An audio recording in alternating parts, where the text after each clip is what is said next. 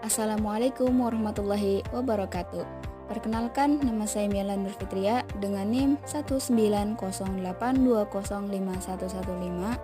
Saya dari jurusan Akuntansi Syariah C semester 4, IAIN Syekh Nurjati Cirebon.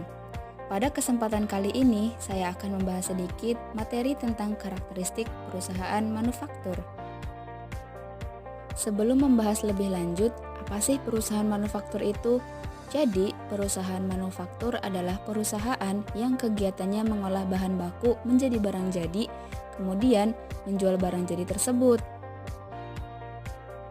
Berikutnya, saya akan membahas 4 poin utama yang akan saya bahas pada kesempatan kali ini, yaitu yang pertama, tentang karakteristik perusahaan manufaktur, yang kedua, tentang jenis persediaan perusahaan manufaktur, yang ketiga, tentang jenis pengelompokan biaya, dan yang keempat, tentang perilaku biaya.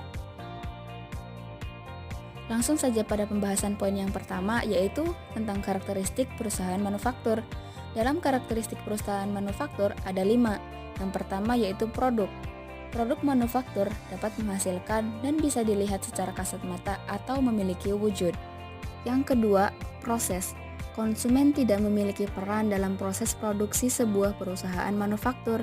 Dalam karakteristik perusahaan manufaktur ini, konsumen hanya akan menikmati hasil produksi saja. Yang ketiga, price. Konsumen bisa menilai suatu produk sebelum menggunakan produk tersebut atau setelah menggunakan produk tersebut.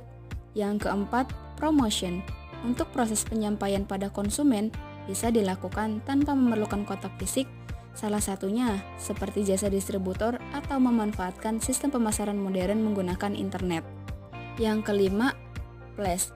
Adanya ketergantungan konsumen untuk mencari produk yang ada, sehingga produsen memiliki kewenangan mutlak untuk menyediakan jumlah barang di pasaran.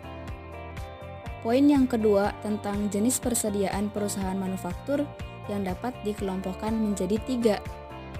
Yang pertama, persediaan bahan baku, yaitu akun yang menunjukkan nilai harga pokok persediaan bahan baku yang tersedia pada suatu saat tertentu dan siap digunakan untuk proses produksi.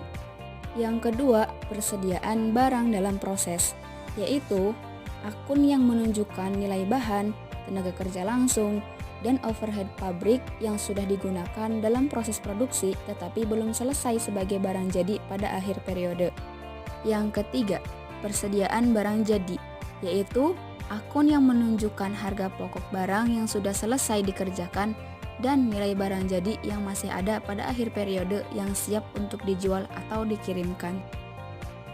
Poin yang ketiga yaitu tentang jenis pengelompokan biaya yang terbagi menjadi 5. Yang pertama, biaya bahan baku, yaitu biaya yang dikeluarkan untuk membeli bahan baku yang digunakan untuk menghasilkan suatu produk jadi tertentu. Yang kedua, biaya tenaga kerja langsung, yaitu biaya yang dikeluarkan untuk membayar pekerja yang terlibat secara langsung dalam proses produksi.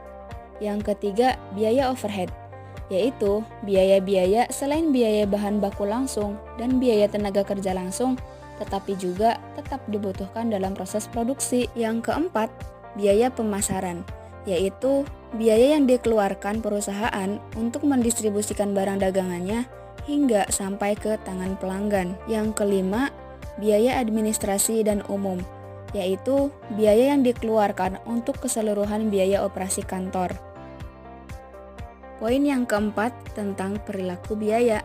Pengelompokan biaya berdasarkan perilakunya terbagi menjadi 3. Yang pertama, biaya variabel adalah biaya yang akan selalu berfluktuasi sejalan dengan perubahan tingkat aktivitas perusahaan.